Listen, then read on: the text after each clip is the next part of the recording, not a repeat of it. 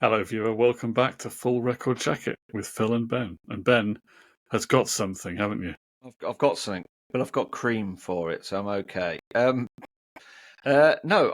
just typed into ChatGPT to tell me about any new albums that have been released this week. Don't know any of them, so I'm not going to talk about them. So then what I did ask it was to give me a 20 question quiz on the Beatles. Now, I've not read any of these questions yet, but we're going to go through it quickly, Philster. And you've got to get 20 out of 20 because I've seen the first question. Are And these basic? pretty Are these easy. Beatles basics? Are they? They are going to be. So we're going to test Phil's basic Beatles knowledge. Fab. The Fab 2 doesn't work quite as well, but anyway. In what year did the Beatles officially form as a band? Oh, that's a good question. Isn't it 1960? But do you know what? This one second. 1 second. Can I have the answers? Also, I thought it was 1960 as well, but it has to give me the answers as well. Right, I've now got.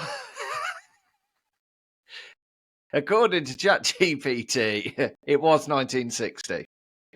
So that's 1 out of 1. Well done, Philster. No preparation. Right, who was the original bass player for the Beatles before Paul McCartney took over? Do I need to give you multiple choice on this? I don't think you do. It's Stuart Sutcliffe. It was Stuart Sutcliffe. Number 3. Which Beatles song written as a lullaby for John Lennon? Which Beatles song was written as a lullaby for John Lennon's son Julian? That must be Good Night. It was Good Night. I just want to double check that I've not got that wrong. Well, this might be wrong because this is saying it's Hey Jude, which I didn't think was written as a lullaby. It was written in the car and he's. Yeah, I mean, it was very much. He inspired the Hey Jules thing. Yeah. So. Yeah. But I don't think it's fair to say that McCartney wrote it as a lullaby. I think John Lennon wrote Good Night as a lullaby. Well. And then got Ringo to sing it. He did. Are we saying ChatGPT is wrong? I think it's spreading another of its fake lies. Yeah. Anyway, we'll go with 3 out of 3. We will check this afterwards just to make sure that Phil isn't a cheat. Ready? Number 4. Which Beatles album is often considered the first concept album in rock history? Well, that would be Sgt. Pepper's Lonely Hearts Club Band. Even though it it didn't end up being a concept album, though, did it? It isn't really in any kind of. No, not really. I mean. No. I have an issue with concept albums in the fact that every album has a concept behind it when you're writing it, surely. You know.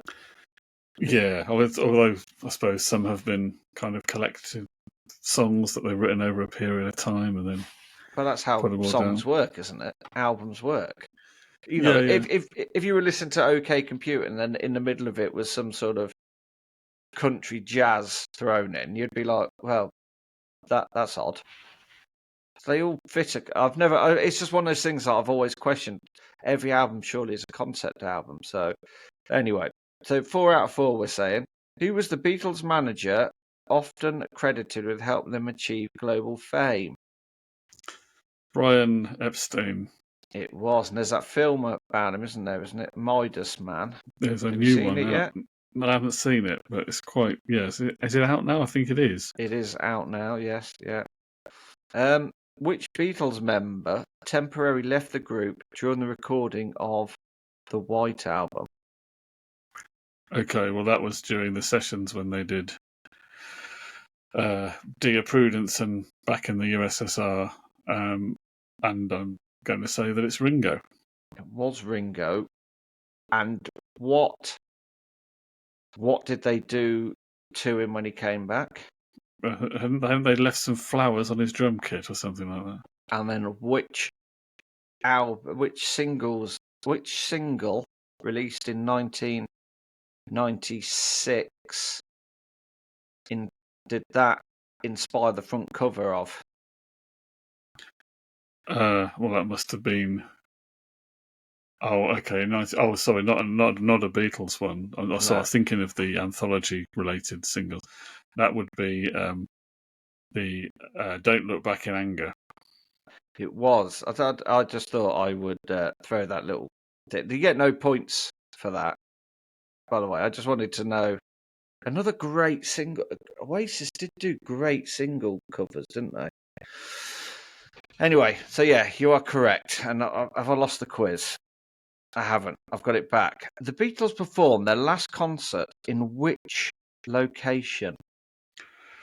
I think it was Candlestick Park, San Francisco. In San Francisco. If you're saying the last proper ticketed concert, not the rooftop concert. Rooftop. It was Candlestick Park, which is a great name for any location, really. Oh God, this quiz. I mean, come on, ChatGPT. What song contains the lyrics "I am the Eggman, they are the Eggmen"? Is it? And I'll give you multiple choice in this. Come Together, All My Loving, You Say Goodbye, I Say Hello, and Strawberry Fields Forever. Well, there's no such song as "You Say Goodbye and I Say Hello," so it's got that wrong, hasn't it? It's "Hello Goodbye," but yeah, I think we all know it's Walrus, don't we? Yep. Oh God, I thought they might at least throw something. Which Beatles album cover is famously known for featuring the band walking across a zebra crossing? It's Abbey Road.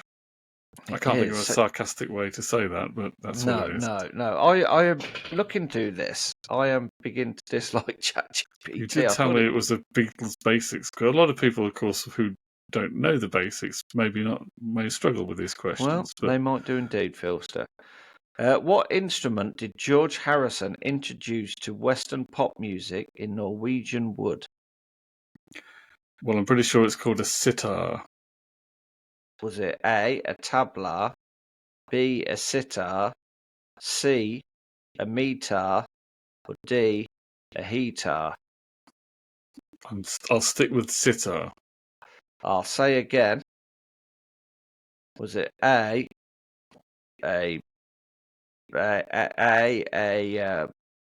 thing at tabla, B, a sitar, B, a hitar, or D, a guitar? Well, I'm saying it's a sitar. Oh, well, you could have played the game, Philster. It was a sitar, yeah. Who produced the most of the Beatles albums and is often known as the fifth Beatle? Giles's dad. It was. It's George Martin. Yeah. Which Beatles song was the first to feature backward tape loops? Well, the one with the backwards loops is Tomorrow Never Knows. There's some backwards stuff on Rain as well, isn't there? But I think it's. Although, hang on a second, because didn't Rain come out first? But Before, because that was the B-side paperback writer. But they're not tape loops, are they? Maybe they just ran part of the tape and ran a bit backwards. But I don't think it's not the same thing as the tape loops that they were doing on Tomorrow Never Knows. So I'll say Tomorrow Never Knows. It is Tomorrow Never Knows. So, what was the Beatles' first single to reach #1 in the USA? In the USA, well, the big one was "I Want to Hold Your Hand." Yeah. Which Beatles song features French lyrics in its chorus? That is Michelle. It is. 15. What is the real name of the Beatles' famous rooftop concert location? It's Savile Row, London. It is Savile Row, London, where you get your suits from. Which member of the Beatles was known as the Quiet Beatle? That's got to be George. It is George Harrison. Also, in later years, the Miserable Beatle. Sourpuss Beatle. Grumpy drawers. What year did the Beatles officially announce their breakup? That was announced in 1970. Yeah. Which Beatles album contains the songs "Come Together" and "Something"? I think it's Abbey Road again. Who was the main composer of "Here Comes the Sun"? That's George again. Which Beatles song did Charles Manson play bass and slide guitar on? Charles Manson. Yeah. But he's not on an actual Beatles record. Okay, which Beatles song did Charles Manson interpret as a prediction of an oh God, I can't speak. Apocalyptic race war? There's a few songs on the White Album that he was obsessed with, but I think the one that he was most obsessed with was Helter Skelter. Well, that was 20 out of 20, and all I can say is ChatGPT is never ever doing another quiz again. I asked it for 20 hard Beatles questions, and that's what it came up with. That's pretty lame, isn't it? Really? It's a pretty good, Beatles quiz for people who are not nerds. That's fine, Yeah, I'm not sure if I would have thrown in. I would have thrown in an old Edmonds question. That's what I'm saying, Phil. So that's always the way to win, isn't it? Is there a Beatles release this? Are they? Because normally around this time of year, because last year we had the Red and Blue album, the year before we had Revolver. Is there going to be another Giles Martin remix? This has been discussed. I don't think there is anything this Christmas. There's recently been solo stuff because there's been John Lennon's Mind Games over the summer. There's the George Harrison Living in the Material World. There's a new version of that, I believe. Yes, yeah, I've heard that. Is Giles Martin doing all the production on that, is he? I'm not sure that he is, because I think it's what's his name? The son of Hicks, Danny from the Hollies. Oh, yeah. Was it Paul Hicks? Something like that, yeah. The one who works for McCartney and also I think it was him who did the All Things Must Pass. So maybe I think he's done that. I don't know. I haven't read the detail of this Living in the Material World mix, but that's is that the one with the sort of pink? Yeah, that's it. The hand. Yeah. That's the one I've got. I've got that one. I don't know. I don't think there's a actual Beatles release. There's been a box, hasn't there, of singles or something? A collectible box of 7-inch singles. I have. Yeah. Something like that. But that's a very, very, there's no new music on there. It's just another artifact. Yeah. So I think, I know that a lot of people are clamouring for Rubber Soul, but I guess I was going to say Rubber Soul seems the sort of natural one to go to next. But that was 65, so next year is obviously the anniversary year, so that's probably going to be then. Yeah, I'm quite surprised they've didn't start at this, because the debut album's never had a full thingy like Revolver in that, has it? No, I don't know. I mean, AI remaster. Well, the AI mixing has been done. It's only been done quite recently, hasn't it? Because Giles Martin remixed Sgt. Pepper in 2017, and then was it 2018? They did the White album, and then they did Abbey Road. Was that 2021? Abbey Road was done, and then they've done Let It Be. So he's mixed those later albums, but at the time he was mixing those albums, they didn't have this AI ability to pull apart the old recordings where they don't have multi-tracks. And he used that for the first time on the Red album. Yeah. So the stuff from those early years, whether he's been doing a lot of it already behind the scenes, but that's the stuff that some people want to hear made into stereo, made into a more modern sounding stereo by pulling the instruments apart and remixing it that way. Yeah, it'd be interesting to hear what they would sound like having that sort of Red Blue album remastering. It would be. I must admit, I'm a bit of as you know, I'm a little bit of a purist about mono for those early records, because I just think that I just think that's how they're supposed to to me have they sounded. sound so that well, it's how they sounded at the time. It's how they mixed them, and I personally don't have a problem with mono, but I'm quite used to mono. But some people really still like to have that separation. Yeah, I must admit, as I've become more appreciative of different things, I must say I have found a great sort of vibrancy in mono. I was always one of these, oh, what do I want to listen to? Just coming out one channel when I can have it pumping on my stereo. Well, you can listen to it on two channels. You just get the Yeah, same thing coming out both speakers, and yeah, you that's what get I a mean. bit You of don't depth get of that sound. sort of.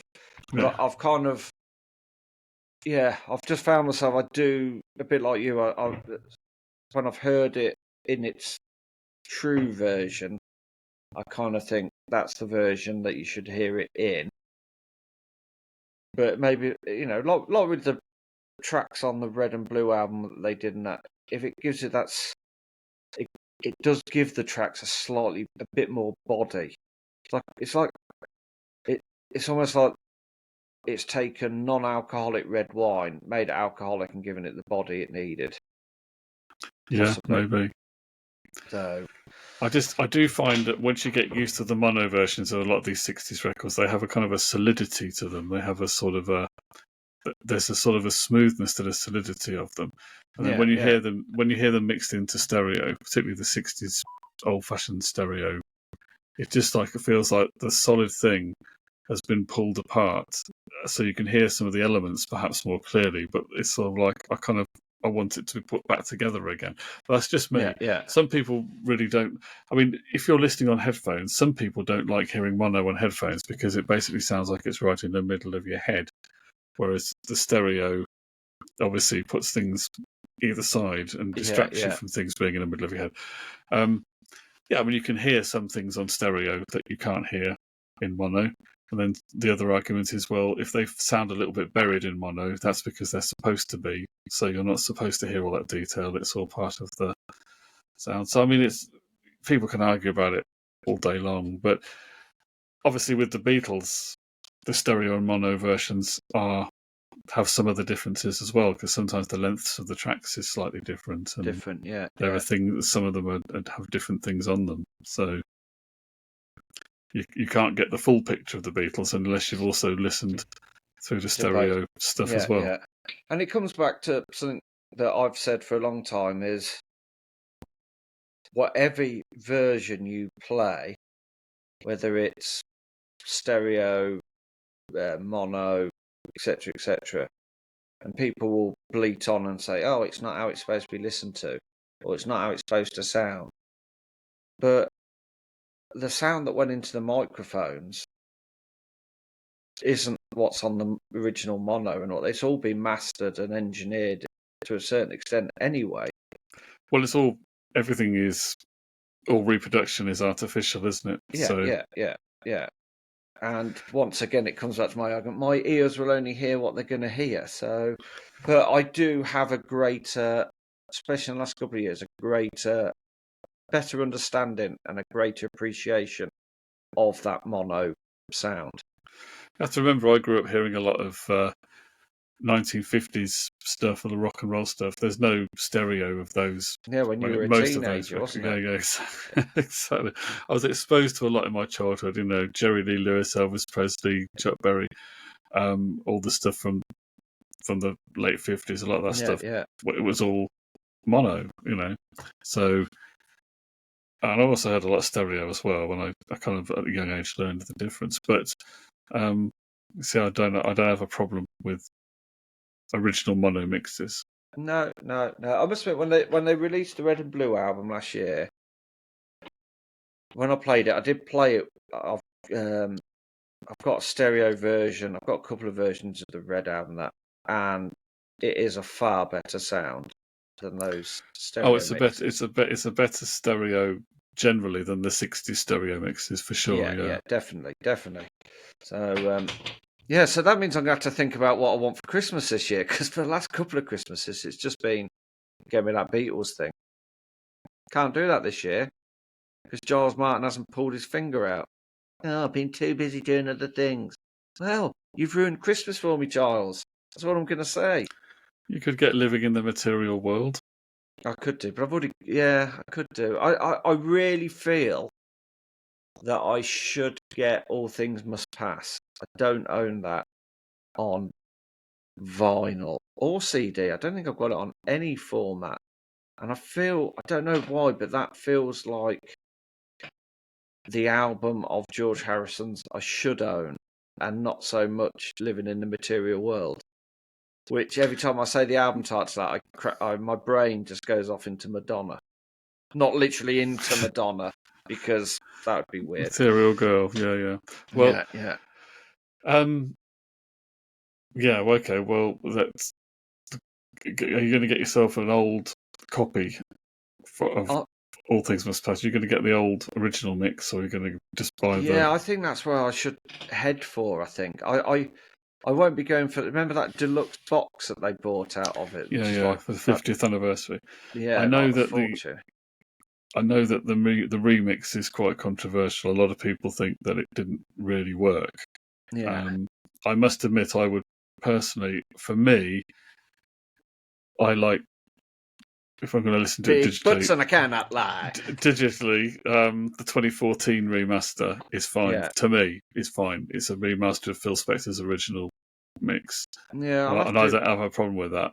But you have to compare and contrast. But there's advantages on some tracks and disadvantages on others. It depends. But it's an interesting remix. But I don't know if it's kind of consistently good all the way through. I still think I prefer the original.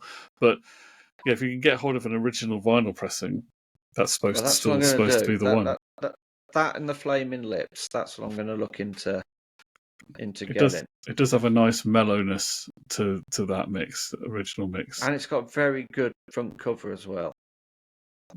Yeah, with the gnomes. Everybody loves a gnome. Tell me one person who doesn't love a gnome. Exactly, you can't. So, Fair point. But yeah, I think I need. I will definitely have a look into getting an older version of that. Yeah, there's got to be hundreds of them about. I bet they're a fortune. But yeah, that was a pretty pointless Beatles quiz, but I like the wormhole that we've gone down afterwards. Bit of George Harrison. I should appreciate his solo stuff more, and and I know I said earlier that he was the miserable Beatle, but do you know what? Some of those solo videos that he did, they're actually quite humorous. He's actually got quite a good sense of humour. He obviously did have a sense of humour. He just came across as a bit sort of dour at times. But some of those videos have got they're actually quite funny. For their time. I like this song. Yeah, is that the one where he's in a courtroom and riding around is it a duck or something? I can't remember. Yeah, and then there's Ronnie Wood in drag, isn't it? And, yeah. That's I do like. Yeah, and then was it when we was Fab where he's got like about 8 arms coming out playing the So for a man who wasn't really keen on any sort of Beatles reunion and that, he did sing a few songs harping back to those days. So, but yeah, I'm going to go and embrace my inner George Harrison. Do that. Yeah. It could be a lot worse. Viewer, thanks for watching. And join us again for another randomly meandering discussion. We'll be back soon. Take care. All the best.